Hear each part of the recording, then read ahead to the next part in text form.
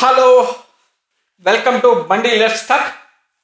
ఇప్పుడు అసెంబ్లీ సమావేశాలు జరుగుతూ ఉన్నాయి ఆంధ్రప్రదేశ్లో. ఈ అసెంబ్లీ సమావేశాలు జరుగుతున్న సమయంలో క్వశ్చన్ అవర్ అని చెప్పేసి ఒక సెషన్ ఉంటుంది నాకు తెలిసినంత వరకు. ఈ క్వశ్చన్ అవర్లో ఎమ్మెల్యేలు ఏవైతే వాళ్ళకి క్వశ్చన్స్ ఉన్నాయో ఆ క్వశ్చన్స్ రైజ్ చేస్తే కనుక ఆ కన్సర్నింగ్ మినిస్టర్ వచ్చేసి రిప్లై చేయాల్సి ఉంటుంది. అంటే ఇప్పుడు ఎమ్మెల్యేలు వచ్చేసి దాదాపు రూలింగ్ పార్టీకి సంబంధించి దాదాపు 161 మంది ఎమ్మెల్యేలు ఉన్నారు. 161 మంది ఎమ్మెల్యేలు రూలింగ్ పార్టీకి సంబంధించిన వాళ్ళు ఉంటే 14 మంది అపోజిషన్కి సంబంధించిన వాళ్ళు ఉన్నారు. ఈ 14 మంది వీళ్ళు అసెంబ్లీకి రావడం లేదు, ఎందుకంటే వీళ్ళకి మైక్ ఇస్తారో ఎవరో కూడా తెలియదు. కాబట్టి వచ్చినా కానీ లాభం ఉంటుందో నష్టం ఉంటుందో తెలియదు. మొత్తానికైతే వాళ్ళు అసెంబ్లీకి రావడం లేదు ఇంకా ఇంతవరకు. ఇంకా ఏమన్నా ఫ్యూచర్లో ఏమన్నా వస్తారేమో చూడాలి. కాకపోతే ఈ వచ్చినటువంటి 161 మంది ఎమ్మెల్యేల్లో 175లో 161 మంది అసెంబ్లీకి వస్తూ ఉన్నారు. ఈ 161 మందిలో వీళ్ళు వచ్చేసి కొన్ని క్వశ్చన్స్ అడుగుతూ ఉంటారు క్వశ్చన్ అవర్లో. ఈ క్వశ్చన్స్లో ఒక క్వశ్చన్ ఏంటంటే కనుక ఈ కడప ఎమ్మెల్యే ఎవరైతే ఉన్నారో రెడ్డప్ప గారి మాధవిరెడ్డి గారు, తర్వాత కొవ్వూరు ఎమ్మెల్యే ఎవరైతే ఉన్నారో వేమిరెడ్డి ప్రశాంత్ రెడ్డి గారు, ఇంకొక ఆయన ఉంటాడు, వీళ్ళు ముగ్గురు వచ్చేసి ఒక క్వశ్చన్ అడిగారు. ఈ క్వశ్చన్ అవర్లో హోమ్ మినిస్టర్ అనిత గారికి ఇది వచ్చేసి హోమ్ డిపార్ట్మెంట్కి సంబంధించినది కాబట్టి ఈ క్వశ్చన్ డైరెక్ట్గా హోమ్ మినిస్టర్ అడ్రస్ చేయాల్సి ఉంటుంది ఆన్సర్. ఈ క్వశ్చన్ ఏంటంటే కనుక 2019 నుంచి 2024 అక్టోబర్ వరకు ఆంధ్రప్రదేశ్లో ఎంతమంది అమ్మాయిలు కానీ లేదంటే ఆడవాళ్ళు కానీ మిస్ అయినారని చెప్పేసి వీళ్ళు ఒక క్వశ్చన్ అడిగారు. ఈ క్వశ్చన్ అడిగితే ఈ క్వశ్చన్కి ఆన్సర్ చెప్తా హోమ్ మినిస్టర్ అనిత గారు, వంగలపూడి అనిత గారు ఒక ఆన్సర్ ఇచ్చారు. ఈ ఆన్సర్ ఏంటంటే ఈ ఆన్సర్ వచ్చేసి ఆన్ పేపర్ ఇవ్వాల్సి ఉంటుంది, అట్ ద సేమ్ టైం అసెంబ్లీలో చెప్పాల్సి ఉంటుంది ఆన్సర్. ఈ క్వశ్చన్కి ఆంధ్రప్రదేశ్లో 2019 నుంచి 2024 అక్టోబర్ వరకు అంటే దాదాపు 96 నుంచి 97% డ్యూరేషన్ ఏదైతే ఉందో ఇది వైఎస్ జగన్ రూలింగ్కి సంబంధించినది. ఈ 2019 నుంచి 2024 అక్టోబర్ వరకు ఎంతమంది అమ్మాయిలు మిస్ అయినారు, దీనికి మాకు ఆన్సర్ చెప్పండి అని చెప్పేసి ముగ్గురు ఎమ్మెల్యేలు ఈ డిపార్ట్మెంట్ హోమ్ మినిస్టర్ డిపార్ట్మెంట్కి హోమ్ మినిస్టర్ని అడిగారు. అడిగితే హోమ్ మినిస్టర్ ఇచ్చిన ఆన్సర్ ఏంటంటే కనుక ఈ మొత్తం 2019 నుంచి 2024 అక్టోబర్ వరకు దాదాపు 80 మంది, అంటే దాదాపు మీరు కనుక చూసినారనుకో మొత్తం 46 వచ్చేసి 46 మంది మహిళలు అక్రమ రవాణా జరిగినట్టు వాళ్ళు రిపోర్ట్ చెప్తా ఉన్నాయి. వాళ్ళ అఫీషియల్ రిపోర్ట్ మీరు కనుక అసెంబ్లీలో ఈ డాక్యుమెంట్ రిపోర్ట్ వచ్చింది, మీరు కావాలంటే చూడండి, ఇది నా దగ్గర పెట్టుకొని ఉన్నాను. ఈ రిపోర్ట్ మీరు సైడ్ నేను డిస్ప్లే చేస్తాను వీడియోలో, మీరు చూసుకోండి కావాలంటే. 46 మంది అక్రమ రవాణా జరిగిందంట. 46 మంది అక్రమ రవాణా జరిగినట్టు home department home affairs Andhra Pradesh home affairs క్లియర్గా ఆన్ పేపర్ ఇచ్చింది. అంటే 2019 నుంచి 2024 వరకు 46 మంది మహిళలు అక్రమ రవాణా జరిగినట్టు, అంటే హ్యూమన్ ట్రాఫికింగ్ జరిగినట్టు చెప్తా ఉంది రిపోర్ట్. ఈ 46 మందికి సంబంధించినందుకు గాను 34 కేసులు ఫైల్ అయినట్టు రిపోర్ట్ చెప్తా ఉంది. అంటే 12 మందికి సంబంధించి ఇంకా ఏమే కానీ కేసు ఫైల్ కానట్టు చెప్తా ఉన్నారు. అంటే టోటల్గా మనకు ఈ అసెంబ్లీలో జరిగినటువంటి క్వశ్చన్ అవర్లో హోమ్ మినిస్టర్ రిప్లై ఇచ్చినటువంటి డాక్యుమెంటేషన్ మీరు సైడ్ చూడండి. డాక్యుమెంట్లో దీంట్లో 46 మంది మహిళలు మాత్రమే అక్రమ రవాణా జరిగినట్టు చెప్తా ఉన్నారు. దీన్ని ఎందుకు ఇంతగా చెప్తున్నానంటే నేను పదే దాదాపు ఒక బాధ్యతాయుతమైన ఒక పార్టీకి ఫౌండర్గా ఉండి జనసేన పార్టీ ఫౌండర్ ఎవరైతే ఉన్నారో పవన్ కళ్యాణ్ గారు దాదాపు 10 ఏళ్ల నుంచి పార్టీని నడుపుతూ ఉండుకొని ఒక బాధ్యతాయుతమైన స్థాయిలో ఉండి ఒక కామన్ మ్యాన్ ఏదన్నా కామెంట్ చేస్తే ఒక అర్థం ఉంది. కానీ నీకు ఒక పార్టీ ప్రెసిడెంట్గా ఉండి నీకు అన్ని రిసోర్సెస్ ఉంటాయి, తర్వాత నువ్వు ఏదైనా నీ దగ్గర రిసోర్సెస్ లేకపోయినా తీసుకోవడానికి నీకు యాక్సెస్ ఎక్కువ ఉంటుంది, అట్ ద సేమ్ టైము నువ్వు చాలా బాధ్యతాయుతంగా ఉండాల్సి ఉంటుంది. ఒక పార్టీ ప్రెసిడెంట్ ఉండుకొని ఒక గవర్నమెంట్ పైన 2019 నుంచి 2024 వరకు వైఎస్ జగన్మోహన్ రెడ్డి గారి గవర్నమెంట్ పైన ఈయన ఒక పార్టీ ప్రెసిడెంట్గా ఉండుకొని ఈయన జనసేన అధినేత ఎవరైతే ఉన్నారో పవన్ కళ్యాణ్ గారు 32,000 మంది అక్రమ రవాణా జరిగినట్టు పబ్లిక్ ప్లాట్ఫామ్ మీద క్యాంపెయిన్ చేస్తా రాష్ట్రమంతా చెప్పాడు. ఈయన రాష్ట్రమంతా తిరుగుతూ ప్రతి ఒక్క ప్రాంతంలో ఏ ప్రాంతంలో అయితే క్యాంపెయిన్ చేస్తూ ఉంటాడో ఆ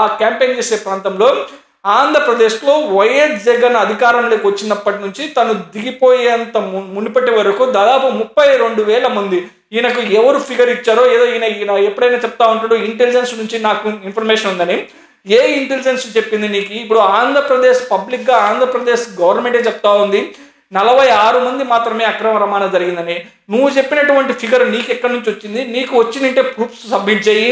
అక్రమ రవాణా జరిగి ఉంటే నువ్వు చాలా మీటింగ్స్లో హ్యూమన్ ట్రాఫికింగ్ చేశారని చెప్పేసి వాలంటీర్ సిస్టమ్ ద్వారా హ్యూమన్ ట్రాఫికింగ్ చేశారని చెప్పేసి నువ్వు వాలంటీర్ సిస్టమ్ని అబ్యూజ్ చేసినట్టు తెలుస్తూ ఉంది, నువ్వు క్రిటిసైజ్ చేసినట్టు తెలుస్తూ ఉంది.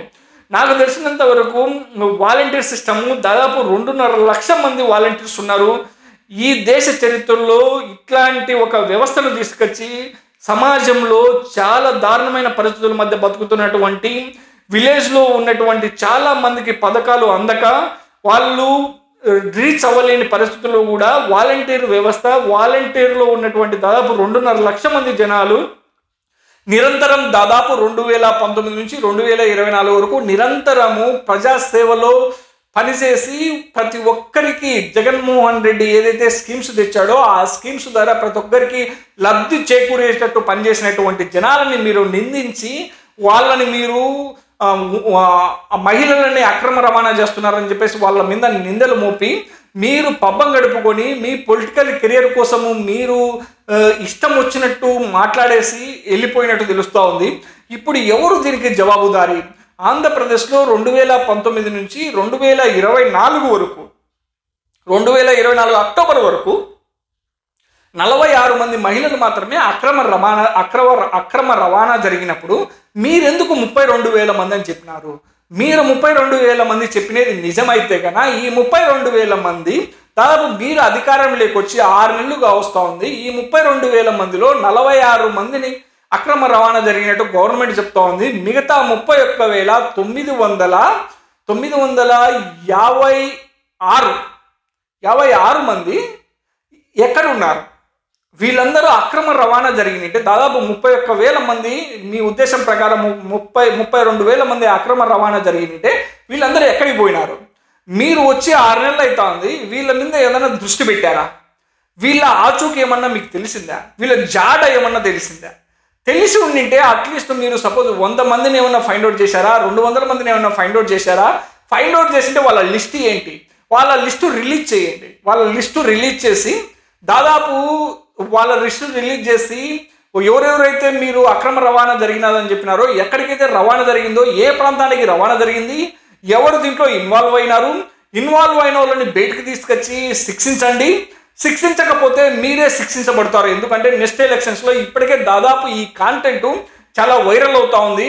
మీరు ఎందుకంటే మీరు ఒక బాధ్యతాయుతమైన పొజిషన్లో ఉండి మీకు ఇష్టం వచ్చినట్టు మీ పొలిటికల్ కెరియర్ కోసం మీకు ఇష్టం వచ్చినట్టు మాట్లాడేసుకొని మీరు పబ్బం గడుపుకొని పోయినట్టే తెలుస్తూ ఉంది. కానీ మీరు ప్రజల కోసము నిజాయితీగా మీరు పనిచేస్తారని చెప్పేసి మీకు అధికారం ఇచ్చారు. కానీ జనాలు నాకు తెలిసినంత వరకు మీకు ఈ 6 నెలల కాలం కావస్తూ ఉంది. మీరు ఎంతమందిని ఈ 32,000 మంది అక్రమ రవాణా జరిగినటువంటి మహిళల్లో మీరు ఎంతమందిని గుర్తించారు? గుర్తించింటే వాళ్ళ లిస్టు రిలీజ్ చేయండి. 32,000 మంది ఎవరెవరు పోయినారో అట్లీస్ట్ వాళ్ళ లిస్ట్ అన్న రిలీజ్ చేయండి. ఎవరైతే అక్రమ రవాణా జరిగినారో వాళ్ళ లిస్టు బయట పెట్టండి. లేదు లా అండ్ ఆర్డర్ ప్రకారము యాజ్ పర్ లా ప్రకారం మీరు బయట పెట్టకపోతే మీకన్నా తెలిసి ఉండాలి కదా. సరే ఓకే, ఈ 32,000 మంది మిస్ అయిన వాళ్ళలో వదిలిపెట్టండి. అట్లీస్ట్ ఈ 32,000 మంది అక్రమ రవాణా జరిగిన దాంట్లో ఎంతమందిని మీరు ఫైండ్ అవుట్ చేసినారో ఆ లిస్ట్ అన్న పబ్లిక్ వదలండి. పబ్లిక్కి కొద్దిగా కాన్ఫిడెన్స్ వస్తుంది మీ మీద, మీ గవర్నెన్స్ మీద కొద్దిగా కాన్ఫిడెన్స్ వస్తుంది. నాకు తెలిసినంత వరకు అయితే నాకు ఏమాత్రం కూడా మీ మీద కాన్ఫిడెన్స్ లేదు. మీరు మొత్తం గాలి మాటలు చెప్పేసి మీ పొలిటికల్ కెరియర్ కోసం మీరు పబ్బం గడుపుకొని మీకు పొజిషన్ వచ్చిన తర్వాత మీరు జనాల్ని వదిలేశారన్నదే నా అభిప్రాయం.